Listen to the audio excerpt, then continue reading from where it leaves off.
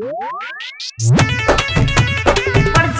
by Dharma Recording Studio. रे बेटा देखै के छौरंग धारी तरा के सया सब ले गई DJ Ranjan, DJ Ranjan, सया सब ले गई रे। बात बात पर चलै छै गोली बैठ के रही है रे। बात बात पर चलै छै गोली बैठ के रही है रे। रे बेटा देखै के छौरंग धारी तरा के यादव ले आई है रे।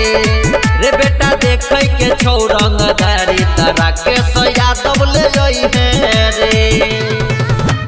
singing by Dharmender Saxena. रे बेटा DJ Ranjan, यादव ले आई है रे।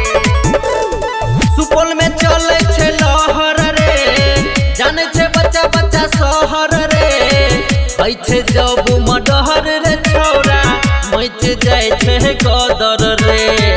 मैच जाय छे गदर रे। मधुबनी में चले छे लहर रे, जाने छे बच्चा बच्चा शहर रे। होइ छे जब मडहर रे छौरा, मैच जाय छे गदर रे। रंगदारी में ले नहीं तू पंगा हट के रही है रे। रंगदारी में ले नहीं तू पंगा हट के रही है रे।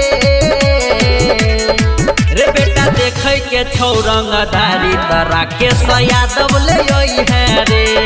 रे बेटा देखै के छौरंग धारी तरा के यादव ले आई है रे। रे बेटा देखै के छौरंग धारी DJ Ranjan, DJ तरा के Ranjan. यादव ले आई है रे। एरिया में चले छे शासन रे, जाने पुलिस प्रशासन रे। जिला दरभंगा में नाम के हमर लगबे सब आसन रे। लगबे सब आसन रे। एरिया में चले छे शासन रे, जाने पुलिस प्रशासन रे। जिला मधुबनी में नाम के हमर लगबे सब आसन रे। पंकज बाबा सतीश भानु रोले झुक के रही है रे। राइटर सरगम धर्मेंद्र सक्सेना ले झुक के रही है रे। रे बेटा देखै के छौरंग धारी तरा के यादव ले आई है रे।